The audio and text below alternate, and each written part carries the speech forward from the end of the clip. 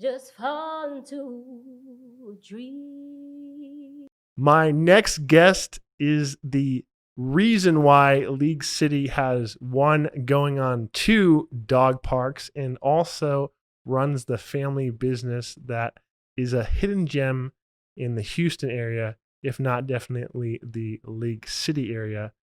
Mel Lowe. Hi. Thanks for coming on. Thank you for having me. Is that a Yeah. did I do that? Okay. I good. love that. That was perfect. Good job. Thank you. It was a mouthful. I really wanted to say entrepreneur, but I feel like I always trip up on that one. Oh, well, you did great. Thank you so much. So for the League City Dog Park, I think a lot of people, you've told me, a lot of people really want to know how you guys got that going so quick. And what was the reason, more importantly, my curiosity, you're like, we need to get this done. Dogs need a park in League City, and I'm going to be the one that makes it happen. Well, reason number one is I got a dog. I rescued a dog. And despite the fact that she is as lazy as a rug, literally, she does not play with anything. She eats, sleeps, and that's about it. I just realized that there's this whole community of people, especially my generation, the 30 and under, who have waited to get married, waited to have kids, and we just rescue dogs. And we needed a community. And the pet industry, specifically the dog industry, has turned into $1 billion industry. And people just love to do stuff with their dogs. Even if they have kids, if they have a family, they're doing stuff with their dogs. And League City is the largest city in the Galveston County area, and we had nothing. So we needed to step it up and, get with the rest of the program. I need to know what kind of fur babies you have, by the way. Okay, so my husband came with a mini Aussie. She's a toy Aussie. She's supposed to be about 25 pounds, but she had parvo as a puppy and had a lot of complications, so she's about 12 pounds. She's the size of my cat. And then and she's a red merle Australian Shepherd. And I have what we assume is an Australian Shepherd. I rescued her, and like the paperwork from that rescue was just like crazy wrong. There's a whole lot of red flags, but I got my dog. And she's about a 50-pound, she's a little husky. She's got a big rib cage, Australian Shepherd, but they look just like each other. They're the same red merle color, total opposite really cool. Though. What are the chances of that same color? That's how I met my husband. Yeah. He walked up with that dog one day, and the rest was history. So you had said that one of the reasons why you wanted to get that park was because adults that have dogs who are single want to go to a dog park, and lo and behold, that's how you met your match. Yeah, absolutely. It was actually before, do you want me to go into that? Oh yeah, of course. It was before we opened the dog park. I threw a yappy hour at a sports bar, which is actually just down the street from my boutique in League City. What's a yappy hour? Okay, yappy hour is a happy hour for people who can bring their little yappy puppies along. Play on words. That's what I do for our association. I handle all of the social media and the marketing, so it's my job to come up with the fun event names. How to get them in there. Yeah, so we did a yappy hour June 29th, 2017. It was about 5 months before the park actually opened. What restaurant allows for that down there? Gray area. So all of Galveston County does not allow you to have your dogs even on the patios unless they are a service dog. And they got really strict with that rule in Galveston, like on the Strand area, right around the time that we started doing this. So I pretty much called every bar in Lake City saying, if we put the invitation to not necessarily say bring your dog, but dog owners know, oh, I can bring my dog to this, would you be willing to let us use your patio? And there was one sports bar right in the middle of Lake City in the downtown historic district that's beautiful. It was Chuck's Sports Bar. He's not there anymore. And he's like, yeah, let's do it. And I got to meet with him beforehand, and he put lights up for us and everything. And but it is a really great area. Everybody's always asking, well, where can we bring our dogs? And, I don't want to say the other places in Lake City that will allow it because, the health districts, they're kind of mean. But I have been trying to work on that and get other people involved in that. I was gonna ask about that because in the greater Houston area, it seems it's very prevalent that a lot of bars do that. Yeah. How come you think Galveston is behind the times on that? And what is it going to take to overturn that? So I'm a conservative, not going to lie, but Galveston County is a good old boy county. And there are commissioners and everything. They've all been in their positions for a little too long and not really open to change. During the time we were trying to get the city to approve the dog park, we were also working with the county. We were taking any route that we could to get it approved because it took 11 years for any one of them to say, yes, let's do this. So we were working with the county at the same time that we were working on the city on two separate things. And the county, you have all these commissioners from these districts and they all had to be on the same page. And there was they just don't, I mean, I don't want to say bad about our politicians, but they could be doing so much more with our tax dollars for the amenities that people move from other states, other parts of the state to our area, specifically for our ISDs and our amenities. So let's take care of them. So you see it as an additional attraction for people from greater Houston area to come down to League City? Absolutely. When we started this process, which was about 4 years ago, if you went to HAR to search for where you wanted to move, the number 4 most desired item with those people that were searching on har.com was dog park. Wow. Yeah. And every survey that we've done in League City for the past 7-8 years, the top 7 in the top 7 was always a dog park. So the people wanted it. We started doing a petition and we didn't actually have to turn the signatures in because the petition got the ball rolling and our social media presence to get the voice going. We probably got 15,000 signatures. And at that time we had just under 100,000 citizens. Wow, that's pretty ridiculous. Yeah. Did you say before it originally took, this time span was 11 years? So there were several groups working before us, and they had been working for 11 years. And I'm not quite sure how involved they were, how active they were, because it was not really something I had gotten involved in. It wasn't until I got my dog that I was like, well, let's do this. Right. So it was a long battle before you even got involved. Yeah. Stuck on that 11 years. So where in that process did you join?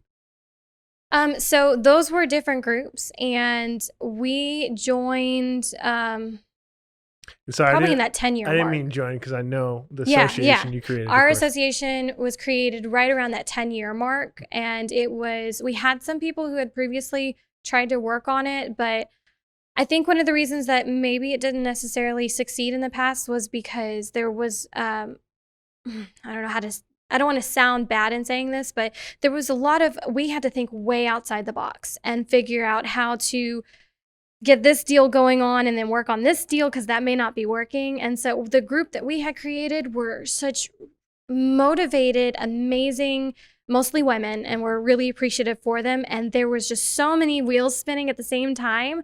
And I think maybe the previous groups before that just didn't have the right group of people. Right. And so, they would start one thing and then that wouldn't be approved, or they were only specifically looking at one location because location was the biggest battle we've ever had. Location is the biggest battle. Why is that? It comes down to tax dollars and the citizens and the city kind of being stingy. So you have to remember, this is the first park in League City that it was not specifically designed for humans. And with the good old boy kind of aspect that we have down in League City, it's about the kids, it's about the school, it's about, the kids basically. And so people the city council and a lot of other people who had very strong voices on social media against us could not fathom a park that didn't benefit children. And who in the world is going to show up to a park with just their dog? Ask the thousands and thousands of people who go there every week. So it was trying to get the land approved and just the idea of allowing us to do it, which was the biggest thing. And then the land, and we're not going to do it here. Well, that's a public owned park, so technically we can. No, we don't want you. It's just a battle, big battle. And we went through several locations. How many locations total? if you can remember, how many iterations of getting excited about a location did it take? About 4. 2 of them we were working with the county at the same time. The other one was it's really interesting how this worked out. So we were working with the Parks Department and we were working with the Parks Board, which my mom is now actually, she's the other co-founder with me of the association. She now serves on the Parks Board, which is really good because, you know, we need more parks in our town. But previous to that, we had worked on 2 locations with the county and that just was not working. And so we found this park, which has actually been a sore issue in our city for a long time that I wasn't aware of. And we poked the bear on it, where it used to be an HOA owned park, and it's one of the oldest neighborhoods in Lake City, and they could not keep up with their park anymore, and their pool had been filled in long before we came along. And so they sold it back to the city so that they didn't have to keep responsibility for it. And so that is now a public owned park about half a mile into a subdivision. And so it was huge grassy area. There's a lot of problems that go on with it because it is an older neighborhood and it's not maintained. So there's drug paraphernalia, graffiti and stuff. So we thought, wow, wouldn't this be great to clean up your park and keep the mischief down, because pet owners that go to a park are responsible. They really are, despite what some people think who are against us. So we were battling that, and oh my God. We did a meeting out there with some of our board members just to like plan and everything. And we had people come out and picket. And I'm telling you, signs. What?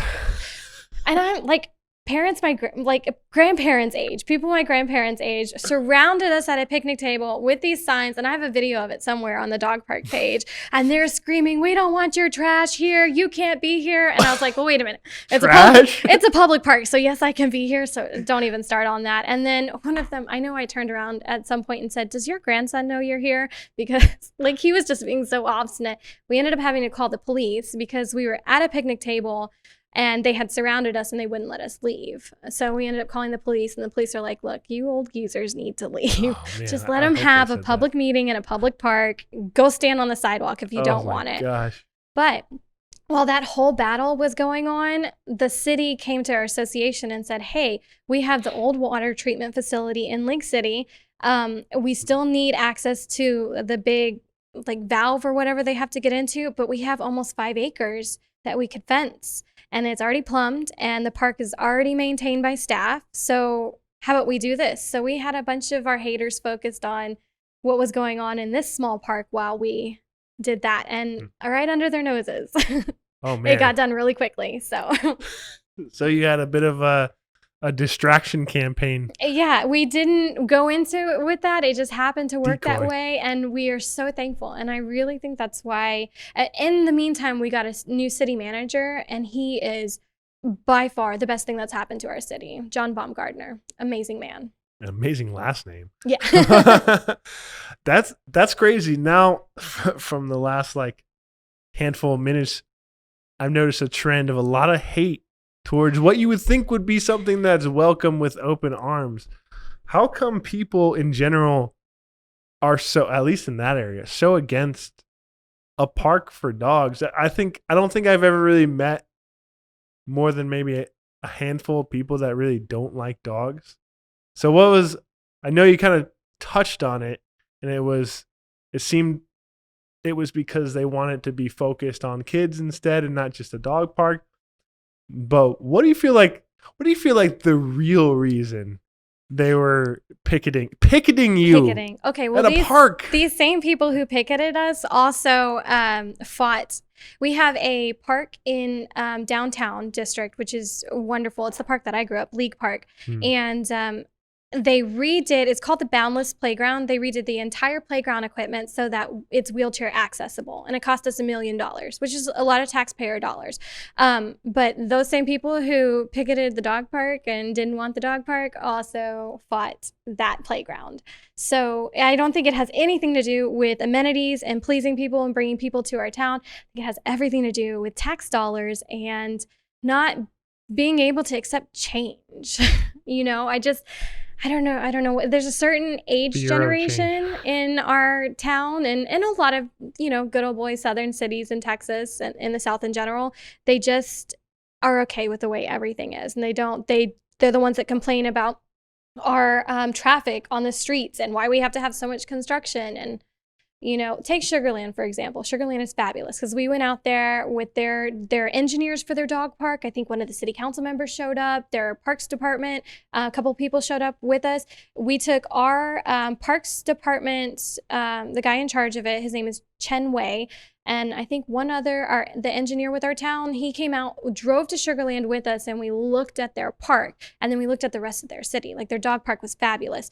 And Sugarland built their town for the masses, and then people came and they don't have to keep doing construction for the most part because they just planned ahead. Yeah, I've seen something similar in the suburbs of Vegas where they knew that it was going to continue to grow. And I remember thinking, why are these streets, why do they have so many lanes and there's no one around here? But it's planning just for the future. It's just a different thinking of engineering. It saves your tax dollars, and it also makes it a place that people want to move. And I understand Lake City, we're kind of landlocked where we are, except the west side, which is where the dog park is.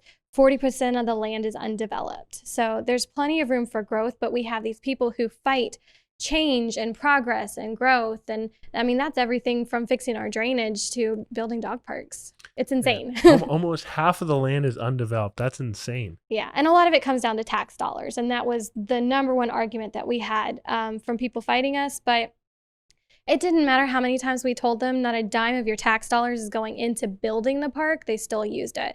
So the dog park was funded by our park dedication fund. And I don't know if other towns have that or if it's just our town, but when we have a developer come in and build a subdivision, which we've had a lot of new subdivisions pop up in Lake City over the last 10 years, especially on the west side because it's undeveloped. Yeah. We're really tapping into that west side, and I'm glad for it because I've lived there my whole life.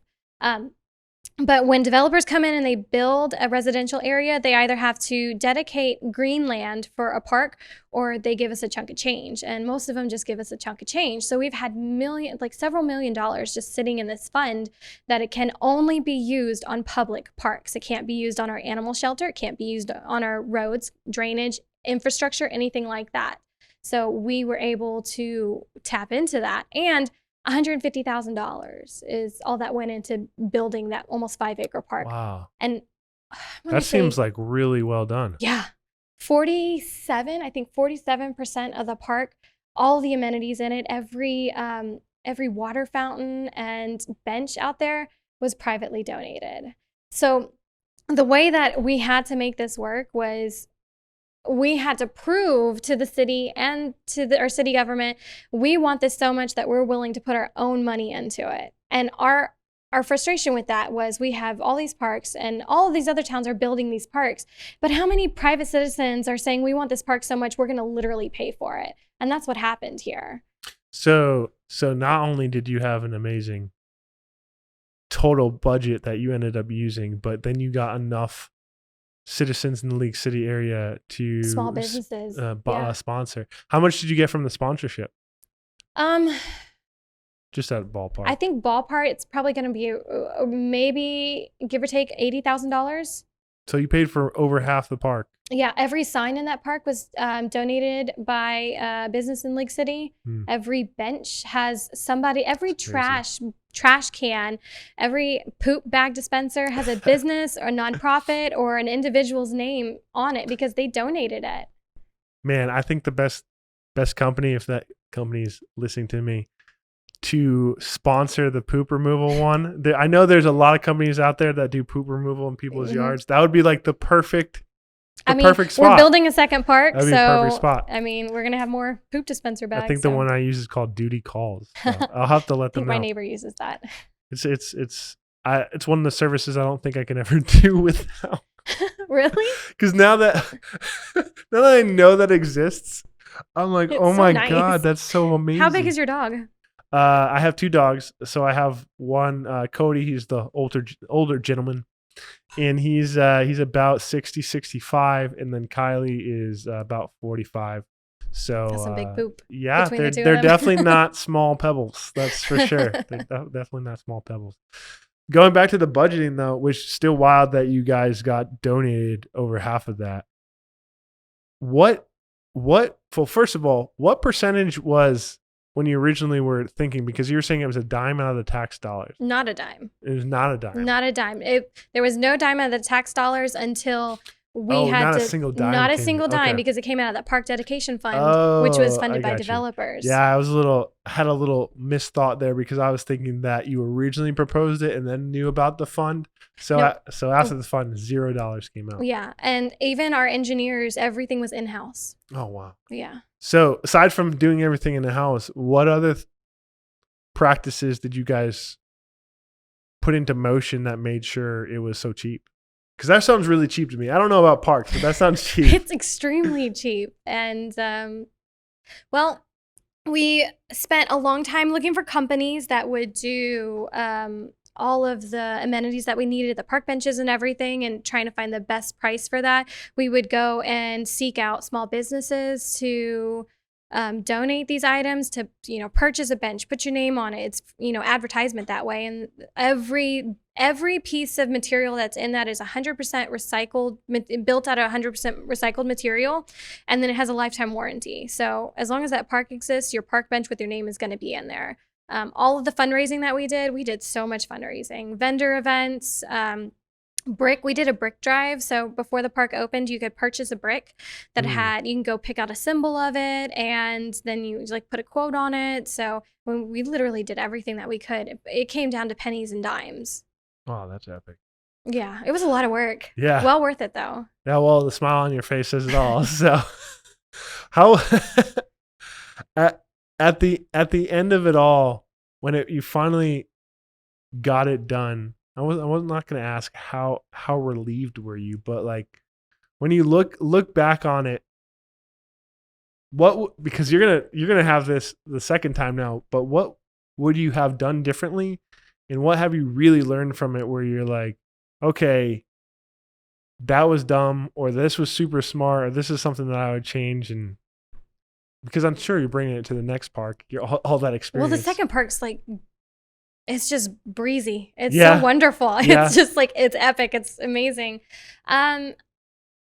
I think I would try, and it's really hard to not, but I think I would try to not get so emotionally involved, because the people who were fighting, I mean, they pulled up my personal business. They were pulling up everything that they could get their hands on. They were trying to prove that we were shady people, and we were fundraising to keep the money and Oh my all this God. crazy stuff. And it's the most insane stuff that you could think of. And it hurt me. It hurt my heart, because I had this massive group of people who were teachers and business owners and worked full-time stay-at-home moms that raised their families, who were meeting with us at 9:00 at night to figure out what our next move was after they had put their kids to school, after they had graded papers. And so for all of us, that we all worked full-time, and this was a second full-time job, dealing with all this red tape and trying to make this movement for our city. And so when they attacked us personally, it hurt.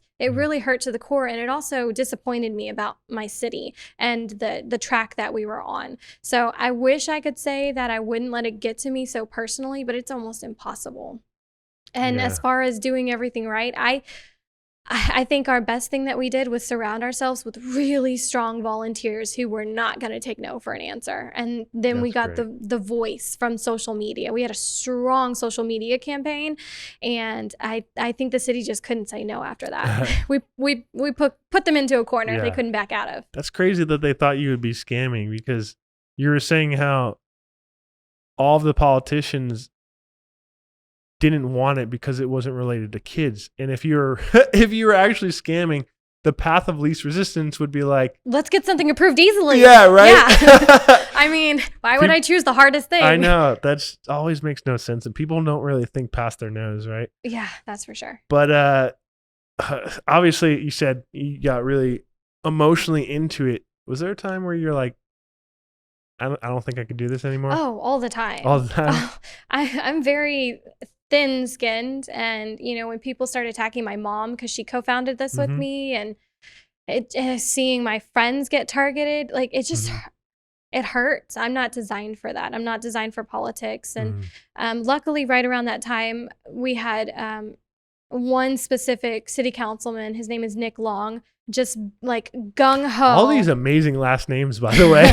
Keep going. He's good. He's really good. We support him in a lot of things. And him and his wife were like, "Yep, we're gonna support the dog park." They were out there taking pictures, doing live streams, and things started to get a little bit easier after that. So once you got a councilman on your team, it was kind of and the mayor got elected, and he was really good at helping ease some things. The problem was we had council members going back and forth. They would say, "Oh yes, you have my support," and then like turn right around and do some shady stuff. Yeah. So do you think you can help me get the mayor of League City on here? Absolutely. Awesome. He's a very nice man. I thought it would be really cool to get some of the mayors from the different smaller towns. And you may have to go to him, but if you're mobile, do it. I'm okay with that. We could definitely do that. I'll make the connections. I mean, I would love for him to be here because we got all the setup, but when we started, we had. He's in a wheelchair, so we do have to keep that in mind. Well, we'll make it. I think there's ramp accessibility here. I think per code it has to be that way. Well, but that would be awesome if he did come in here. But if not, if it's more comfortable for him, we have lapels and. Okay. Those are mobile. I'll work on Mayor Halsey. Thank you so much. Thank you so much. Well, that's super cool. So you got the second one coming on. You said that the whole process is a lot smoother, and I mean it's not without its kinks, but of course, getting it approved was. You did say it took 11 months from the okay on the last one. What's the time frame on this one? We don't break ground until next year. And that's also because they took a portion of land that's already connected to a kind of like our community center, and they are doing a big 5K loop around it. And so the dog park is going to be inside of it. So now we're dealing. That's amazing. It's very smart. The idea is very smart and a good use of the land, but we're dealing with the engineers of the 5K loop and the engineers of the dog park. And I don't think any of those design teams have ever designed any of those two things. Okay. I mean, so it's just like, so these engineers that we've worked with, especially the ones that are not in-house, I just feel like words, Melissa, choose my words. They don't utilize these types of facilities. They don't understand that, a wasted acre is a wasted acre and we need that. So as they're planning this 5K loop, they're putting this huge buffer between the whatever type of pavement they're running on and the fence for the dog park. And we're losing a lot of space. So that's kind of a fight. No, that's super smart though. I mean, you gotta fight it though. It seems like through all this, if you didn't already have the skills, project management, man, absolutely to keep within budget too. I know obviously this was nonprofit. Your business, your family business is for profit, but have you ever thought of kind of taking further steps into nonprofit and getting some? If you were to open another nonprofit either movement or group, because I feel like you would be exceptional at keeping under budget. What would that be? I would open an adoption agency. Okay. I should have just guessed that. Foster care, adoption, all of that. It's talk about somebody who needs to learn to. Adoptions are expensive. I was adopted. My sister was adopted. And there's a lot that needs to be done with that. We need more kids adopted and it needs to be cheaper. Yeah. I didn't know if you want to talk. Do you want to talk about your life story on that end? Yeah, sure. All right, awesome. I'm fine with whatever. So I was adopted when I was 2 days old, and this was in the 80s, 1989, and no cell phones or anything like that, and no social media. You see all these wonderful families out there saying we want to adopt, and they kind of get shared all around social media, and that's a huge way to be able to, I know it sounds bad, but afford a child, because it's expensive to adopt. Even in the 80s, we're talking about 10, 20, 30 grand. And so back then, as you do now, you tell everybody you're adopting. Like, we want to adopt, tell somebody you know. And so my parents did that.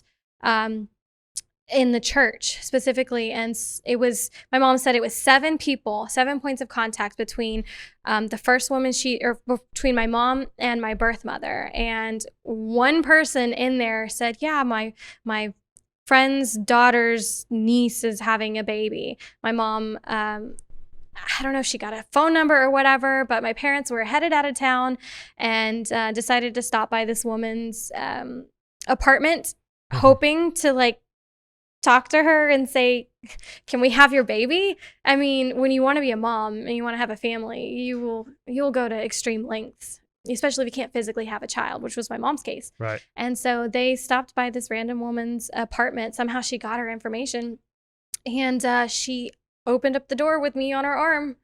A little Mel. Yeah, a little bitty, and I was a cute baby. And my mom said that they sat there and they talked in her apartment because they didn't know that she had already had me. And my birth mother had asked her a few questions and wanted to make sure that I was going to a Christian family and that they had enough money to you know, give me a good lifestyle. And my dad had just bought my mom one of those brand new 1989 red Firebirds, like just Nice. the it car. And my mom like showed her, I mean, we just bought that. And granted, my mom had to turn it in after that, like go get a mom van. I see. Your And- mom just flexing on her, but okay. Yeah. And they went home with me after that. And my mom and dad said that they drove home in complete silence. And it was a Friday afternoon, and so they couldn't get a hold of the attorney. And So how does that all work? Because the only adoption that I'm even aware of, and I haven't really gone too in depth into it yet, at least, is obviously through the different associations and placement agencies and so on and so forth. So this case was literally finding someone through connections. And how does that process work? Because I feel like, you know, what if the mom has regrets, or, you know, what if, you know, it's not as clean as it should be? Like, I feel like there's a lot of like small things that could be bumps. How does that process usually work, and how should it be done correctly? Obviously, it was done correctly in your case. hell, I mean, it was a little shady to just like go home with me, but my birth mother had just given me to my parents. Okay. When you So go, I was thinking correctly because you said about you mentioned the lawyer, so I thought there was something Yeah. already involved there. so my parents had already hired an attorney because they had put in at every agency, and that's what you do. At least you did back then. Now you tend to just like go through one agency, and they usually have an attorney hired through the agency to work with you on that. But it was a little bit different because private adoptions were a lot more popular back in the 80s and early 90s. So when you go through that process, it is a lot of faith and a lot of fear, because prior to me, my parents had lost 2 children that the birth mother had already said, 2 different children, 2 different birth mothers had already said, you can have the baby. And in one case, like the mom came out of the hospital after her child, and my mom legally had already had the baby because the paperwork was signed prior to the birth. And my mom was like, I just can't take a child from a mom who wants her child. No matter how much my mom wanted, it's just extremely emotional. You just have to have a lot of faith that you're going to get the child that was meant for you. So it's rough. And my parents, bless their heart, they spent a lot of money and a lot of time waiting. And it was amazing how it happened, because I was private. And they called the attorney and left a message because they didn't have his home phone number and no cell phones back then. So Monday morning, that attorney got that message, and my dad went straight back to Beaumont, had my birth mother sign the papers. And it was, you know, my mom always kids that she had a go bag ready to go to Mexico just in case anything happened, because the lawyer had always told her possession is 9/10 of the law. So if you get a baby, you know, don't steal a baby, but if a birth mother gives you the baby, then you have that, and we're going to use that to your advantage. And so my case got pushed through really quickly because we had an amazing attorney. And then my parents were also going through a different agency at the same time. And 12 days later, 14 days after I was born, they called her and said, we have a little girl here at the hospital for you. The mom wants to, here's your baby. And so my parents got 2 babies at the same time. Wow. We're 14 days apart. That's crazy. Yeah. That's crazy. The original situation where the birth mother did not want to, had second thoughts. How often do you think that happens? How often? More often than people would like to admit, and Yeah. you can't blame them. I mean, my husband and I are right now trying to have a baby, and I can't even imagine, giving up a child. But the women who do know that there's a family out there who just longs and yearns for a baby, and it's an amazing thing on both ends. It really is. Yeah. And that's just insanely important if that's done correctly from the beginning too. Because then if not, you get into the foster situation. And then you also deal with open adoptions and closed adoptions. And there's a lot more this day and age that I'm realizing that there's agreements between the birth mothers. It's mostly the birth mothers, because usually when you give your baby up, the birth father's not involved. An agreement between the birth mother and the family where they want to keep in connection and stuff like that. And I'm not really sure how all that works. In my case, it was just, I didn't find my birth mother until maybe like 2 years ago. I did my DNA, and that was a whirlwind. Yeah. A little crazy. Yeah, I bet. Yeah. I bet. Interesting to find out, though. Very much so. I always thought I was just Mexican my whole life, and turns out I'm not. Oh, yeah? What's the breakdown? I'm about 80% a mix of English, French, Irish, and then a little bit of Spanish, and quite a bit of Native American. Yeah. I feel like I should definitely do one of those, because I just assume I'm half You Italian. should. I mean, ethnically, I'm white. Oh, wow. But I'm very brown. This This is correct. I'll have to do it.